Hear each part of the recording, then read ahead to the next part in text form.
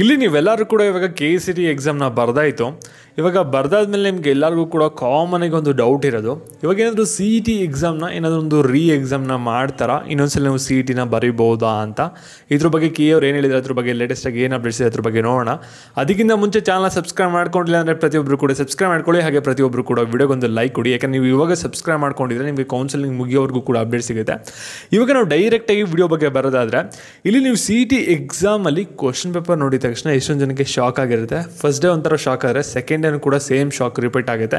ಯಾಕೆಂದರೆ ಸೆಕೆಂಡ್ ಡೇಲೂ ಕೂಡ ಯಾವುದೇ ಥರದ ಚೇಂಜಸ್ ಮಾಡಿಲ್ಲ, ಸಾಕಷ್ಟು ಕ್ವಶನ್ಸ್ ಬಂದ್ಬಿಟ್ಟು ಔಟ್ ಆಫ್ ಸಿಲೆಬಸ್ ಕಡೆಯಿಂದ ಬಂದಿದೆ. ಇಲ್ಲಿ ಕೆ ಅವರು ಒಂದು ಪ್ರತಿಕ್ರಿಯೆನ ಕೊಟ್ಟಿರೋದೇನೆಂದರೆ, ಇಲ್ಲಿ ನಾವು ಕ್ವಶನ್ ಪೇಪರ್ನ ನಾವು ಸೆಟ್ ಮಾಡಲ್ಲ, ಅದನ್ನ ಕ್ವಶನ್ಗಳನ್ನ ಸೆಟ್ ಮಾಡೋಕ್ಕೆ ಕ್ವಶನ್ ಪೇಪರ್ ಒಂದು ಕಮಿಟಿ ಇರುತ್ತೆ, ಅವರು ಸೆಟ್ ಮಾಡಿಕೊಡ್ತಾರೆ. ಅದನ್ನ ನಾವು ಜಸ್ಟು KM ಮುಖಾಂತರ ಒಂದು ಪಬ್ಲಿಷ್ ಮಾಡ್ತೀವಿ ಅಷ್ಟೇ. ಇದರಲ್ಲಿ ನಮ್ಮದು ಯಾವುದೇ ಥರದ ಒಂದು ಪಾತ್ರ ಇಲ್ಲ ಅಂತ ಹೇಳಿದರೆ.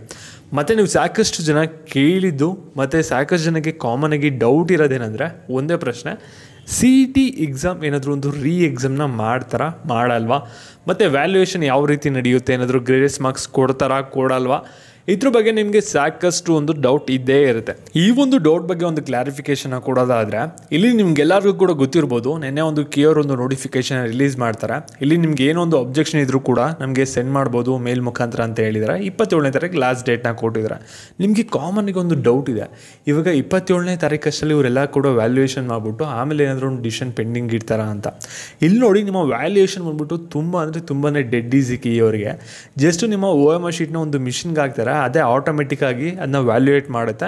ಅದರಲ್ಲಿ ಯಾವುದೇ ಥರದ ಮ್ಯಾನ್ಯುಯಲ್ ಪ್ರೋಸೆಸ್ಸೇ ಇರಲ್ಲ. ಅದು ರಿಸಲ್ಟ್ ಅವರು ಆರಾಮಾಗಿ ಒಂದು ಅಪ್ಡೇಟ್ ಮಾಡಿ ಇಟ್ಕೋಬೋದು ಒಂದು ಸಿಸ್ಟಮ್ಗೆ.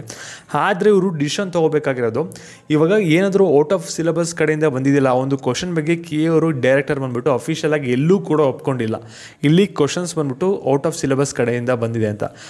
ಅವ್ರು ಹೇಳಿರೋದೇನೆಂದರೆ, ಕ್ವಶನ್ ಪೇಪರ್ ಕಮಿಟಿ ಜೊತೆ ಅವ್ರೇನು ಫಿಕ್ಸ್ ಮಾಡಿದ್ರಲ್ಲ ಅವ್ರ ಜೊತೆ ನಾವು ಡಿಸ್ಕಸ್ ಮಾಡ್ತೀವಿ, ಅಬ್ಜೆಕ್ಷನ್ಗಳು ಬರಲಿ ಸ್ಟೂಡೆಂಟ್ಸ್ ಕೆಳಗಡೆಯಿಂದ ಅಂತ ಹೇಳಿದ್ರೆ. ಅಂದರೆ ಇಲ್ಲಿ ಏನಾಗುತ್ತೆ ಅಂದರೆ, ನೀವು 27ನೇ ತಾರೀಕುವರೆಗೂ ಕೂಡ ಏನೊಂದು ಅಬ್ಜೆಕ್ಷನ್ಗಳನ್ನ ಕಳಿಸಿರಲ್ವಾ, ಆ ಒಂದು ಬೇಸಿಸ್ ಮೇಲೆ ಏನು ಮಾಡ್ತಾರೆ ಅಂದರೆ, ಅಲ್ಲಿ ಕ್ವಶನ್ ಪೇಪರ್ ಕಮಿಟಿ ಅಂತ ಒಂದು ಸಪ್ರೇಟ್ ಆಗಿರುತ್ತೆ, ಆ ಒಂದು ಕಮಿಟಿ ಮೆಂಬರ್ಸ್ ಜೊತೆ ಒಂದು ಡಿಸ್ಕಸ್ನ ಮಾಡ್ತಾರೆ. ಇಲ್ಲಿ ನೋಡಿ, ನೀವು ಕ್ವಶನ್ ಪೇಪರ್ನ ಈ ರೀತಿ ಸೆಟ್ ಮಾಡಿದ್ದೀರಾ, ಇಲ್ಲಿ ವಿದ್ಯಾರ್ಥಿಗಳು ಬಂದ್ಬಿಟ್ಟು ಇಲ್ಲಿ ಸ್ಟೂಡೆಂಟ್ಸ್ ಹೇಳ್ತಾ ಇದ್ದಾರೆ ಇದೆಲ್ಲ ಔಟ್ ಆಫ್ ಸಿಲೆಬಸ್ ಕ್ವಶನ್ನು, ನಿಮ್ಮದು ಏನು ಜಸ್ಟಿಫಿಕೇಶನ್ ಹೇಳಿ ಅಂತ. ಅಲ್ಲಿ ಅವ್ರು ಏನೊಂದು ಡಿಸಿಷನ್ನ ಕೊಡ್ತಾರೆ, ಮತ್ತು ನೀವೇನೊಂದು ಅಬ್ಜೆಕ್ಷನನ್ನು ಸೆಂಡ್ ಮಾಡಿರ್ತಾರೆ ಅದನ್ನೆಲ್ಲ ಕೂಡ ಟ್ಯಾಲಿ ಮಾಡ್ತಾರೆ. ಆ ಒಂದು ಬೇಸಿಸ್ ಮೇಲೆ ಬಂದ್ಬಿಟ್ಟು ಇಲ್ಲಿ ಡಿಸಿಷನ್ನ ತೊಗೋತಾರೆ. ಇಲ್ಲಿ ಗ್ರೇಸ್ ಮಾರ್ಕ್ಸು 10 ಮಾರ್ಕ್ಸ್ 20 ಮಾರ್ಕ್ಸ್ ಕೊಡೋದು ತುಂಬಾ ನಿಮಗೆ ಮೋಸ ಆಗುತ್ತೆ. ಯಾಕೆ ಅಂದರೆ ಅಲ್ಲಿ ಸಾಕಷ್ಟು ವೇರಿಯೇಷನ್ ಆಗಿಬಿಡುತ್ತೆ ರ್ಯಾಂಕಿಂಗು. ಇಲ್ಲಿ ಪ್ರತಿಯೊಂದು ಮಾರ್ಕ್ಸು CETಲಿ ತುಂಬ ಅಂದರೆ ತುಂಬ ಇಂಪಾರ್ಟೆಂಟು. ಒಂದೊಂದು ಮಾರ್ಕ್ಸಿಂದ ನಿಮ್ಗೆ ಬೇಕಂದರೆ 1000 2000 10,000 ರ್ಯಾಂಕಿಂಗ್ ಕೂಡ ವೇರಿ ಆಗ್ಬೋದು. ಆ ರೀತಿ ಆಗೋ ಚಾನ್ಸಸ್ ಕೂಡ ಇರುತ್ತೆ. ಪ್ರತಿ ಮಾರ್ಕ್ಸು ಕೂಡ ಇಂಪಾರ್ಟೆಂಟ್ ಆಗಿರುತ್ತೆ.